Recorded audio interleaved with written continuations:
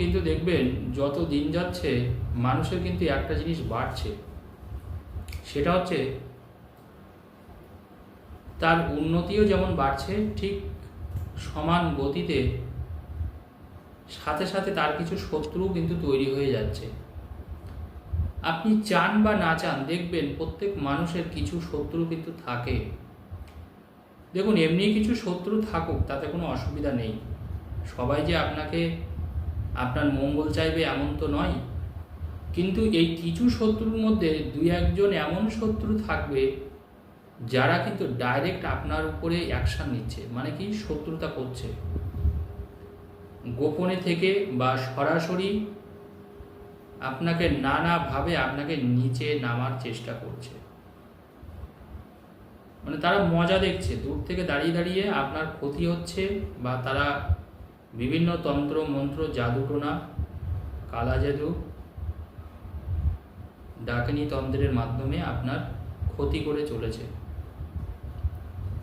আপনার ভালো হওয়া তারা যেন কোনো কিছুতে মেনে নিতে পারছে না। আপনি হয়তো কঠোর পরিশ্রম করে নিজের উন্নতি সাধন করেছেন বা নিজের কোনো একটা পজিশন তৈরি করেছেন, এটা কিন্তু কোনোভাবে তারা হজম করতে পারছে না। তাদের শত্রুতা তাদের করতেই হবে। দেখুন, 10 জন থাকলে তো নিশ্চয়ই 10 জন আপনার, সবাই তো আপনার বন্ধু হবে না, দুই একজন আপনার চাইবেই আপনার ক্ষতি হোক, সেটা আপনি নিজে জানছেন। এবার দেখুন, কেউ আপনার ক্ষতি চাই, খারাপ চাই, ঠিক আছে, এই অবধি ঠিক আছে, সবাইকে আপনার ভালো ভালো দরকার নেই, কিন্তু দুই একজন তারা যদি প্রকাশ্যে আপনার চমকায়, হুমকি দেয়, আপনার ক্ষতি করার জন্যে নানাভাবে তন্ত্রক্রিয়া করে, হোমযজ্ঞ ক্রিয়া করে, সেখানে তো দেখুন একটা প্রশ্নচিহ্ন থেকেই যায়।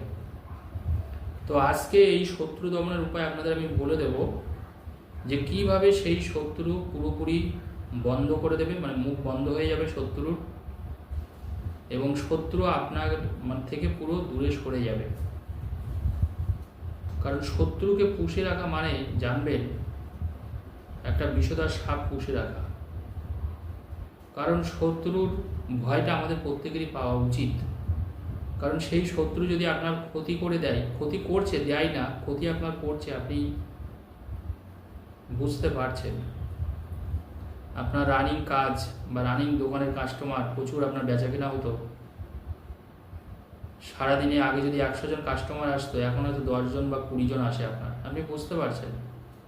পাশের দোকানদার আপনার ক্ষতি করে দিয়েছে, আপনার দোকানের সামনে আপনি কিছু তন্ত্রোক্ত জিনিস পেয়েছেন, আপনার বাড়ির সামনেও আপনি একই রকমভাবে পেয়েছেন, আপনি সন্দেহ করছেন যে অমুক আপনার ক্ষতি করেছে, আপনি টের পাচ্ছেন।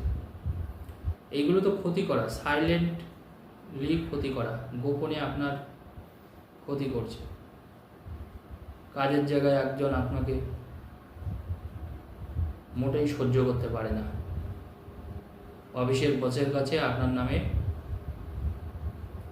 লাগাতারভাবে মিথ্যা অপবাদ, মিথ্যে কথা, আপনার নামে নানা সমালোচনাযুক্ত কথা সে বলে বেড়াচ্ছে।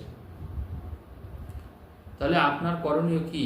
আপনি দেখুন, কাজ ছাড়তে পারবেন না, আপনাকে সেই কাজ করতে হবে।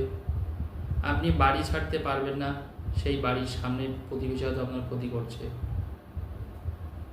আপনি দোকান বন্ধ করে দিতে পারবেন না, পাশের দোকানদার তো আপনার ক্ষতি করছে।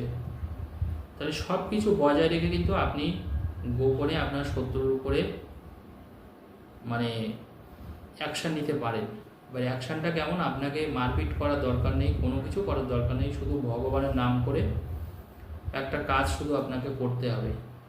সেই কাজ করলে দেখবেন সেই শত্রুর কিন্তু আর কোনো ক্ষমতা থাকবে না, শত্রুর ক্ষমতা পুরো শেষ হয়ে যাবে। যারাই আপনার শত্রুতা করবে আপনার সাথে, তাদের ক্ষমতা কিন্তু পুরো শেষ। আপনার চিন্তা করার কোনো প্রয়োজন নেই, কারণ আজকের এই ভিডিওটা কিন্তু ভীষণ মূল্যবান। যারা শত্রুর সমস্যায় ভুগছেন, দীর্ঘদিন ধরে ভীষণ কষ্ট পাচ্ছেন, তাদের জন্যে যে কোনো দুটো রুদ্রাক্ষ নেবেন, রুদ্রাক্ষ নিয়ে 12 ঘন্টা সেই রুদ্রাক্ষ দুটো অল্প একটু জলের মধ্যে ভিজিয়ে রাখবেন, 12 ঘন্টা মনে রাখবেন। কিন্তু যে কোনো দুটো রুদ্রাক্ষ নেবেন, দোকানে কিনতে পাওয়া যায়, যদি আপনার বাড়িতে থাকে তাহলেও হবে, সেই দুটো রুদ্রাক্ষ 12 ঘন্টা আপনি জলে ভিজিয়ে রাখবেন, মানে জলে রেখে দেবেন দুটো রুদ্রাক্ষ। ভেজানোর পরে 12 ঘন্টা মানে মনে করুন আজকে সন্ধ্যা 6টার সময় আপনি জলে ছেড়ে দিলেন, মানে রেখে দিলেন, পরের দিন সকালে 6টায় আপনার 12 ঘন্টা হয়ে যাবে। তাহলে জলে ভেজানো থাকলো দুটো রুদ্রাক্ষ। এবার ওই জলটা আপনি একটা কাগজে পরের দিনকে যে শত্রু আপনার ক্ষতি করছে সেই শত্রুর নামটা আপনি 6 বার লিখলেন, সেই শত্রুর নাম 6 বার লিখে দিলেন পরপর করে, লাল কালি দিয়ে লিখবেন।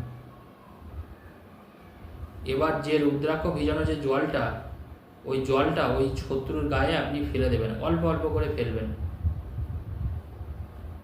ভগবান শিবের নাম করে ওই রুদ্রাক্ষ দুটো তুলে রেখে দেবেন। ওই রুদ্রাক্ষ ভেজানো যে জলটা হবে 12 ঘন্টা, 12 ঘন্টার বেশিও রাখতে পারেন, কিন্তু মিনিমাম যেন 12 ঘন্টা হয়, এই টাইমটা একটু দেখে রাখবেন। ধরুন আপনি রাত্রি 9টার সময় ভিজিয়ে রাখলেন, পরের দিন তাহলে সকাল 9টায় আপনার 12 ঘন্টা, আপনি গুনে নেবেন, কাউন্ট করবেন। ওখান থেকে অল্প অল্প করে জল নিচে রেখে ওই যে কাগজে আপনি লিখবেন, সেই যেখানে যেখানে শত্রুর নামটা লিখেছেন 3 বার, ওই জলটা অল্প অল্প করে ওই কাগজটার উপরে ফেলবেন, পুরো জলটা। ওই যে কোনো একটা পাত্রে রাখলেই হবে দুটো রুদ্রাক্ষ। এইভাবে জাস্ট 3 দিন করুন, 3 দিন, মাত্র 3টে দিন করুন। ওই শত্রু যতদিন বেঁচে থাকবে আপনার সাথে আর কখনো শত্রুতা করবে না। দেখবেন শত্রু একেবারে ব্যায়াম হয়ে যাবে, একদম পুরো। সেই বাঘ থাকলে বিড়াল হয়ে যাবে, আর যদি বিড়াল থাকে একদম দেখবেন ছোট প্রাণী হয়ে যাবে সে। এইভাবে কিন্তু একদিন করলে হবে না, পরপর করে আপনি 3টে দিন করবেন, সেম প্রসেস। পরের দিন আবার করবেন, মানে কি আবার আপনি ওটা 12 ঘন্টা ওই দুটো রুদ্রাক্ষ, সেম রুদ্রাক্ষ আপনি 12 ঘন্টা আবার ভিজাবেন। যে জলটা হবে পরের দিনকে আপনি আরেকটা কথা বলে দিন, যে কাগজটা আপনার হয়ে গেল, মানে জলটা আপনি ফেলে দিলেন, সেই কাগজটা কিন্তু ব্যবহার করবেন না, সেটা জলে ফেলে দেবেন বা অন্য জায়গায় ফেলে দেবেন। পরের দিন সেম আরেকটা কাগজে ওরকম 3 বার লিখবেন লাল কালি দিয়ে শত্রুর নাম। যদি একজন থাকে একজনের নাম লিখবেন, যদি 3 জন শত্রু থাকে 3 জনের নাম পরপর করে লিখে দিলেন। মোট কথা 6 বার করে লিখতে হবে এক একজনের নাম, এটা একটু মাথায় রাখবেন। একই জল, মানে পরের দিন যে ভেজালেন 12 ঘন্টা দুটো রুদ্রাক্ষ, সেই জলটা আপনি ওই কাগজটার উপরে ফেলে দিলেন। ঠিক একইভাবে আস্তে আস্তে করে আপনি ফেলে দিলেন, ফেলা হয়ে গেল, ব্যাস ওই কাগজটাও ফেলে দিলেন আপনি।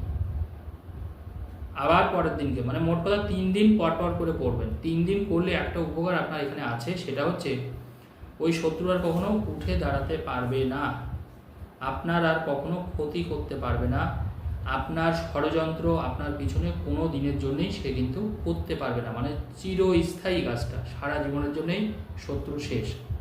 সবাই ভালো থাকুন, ধন্যবাদ।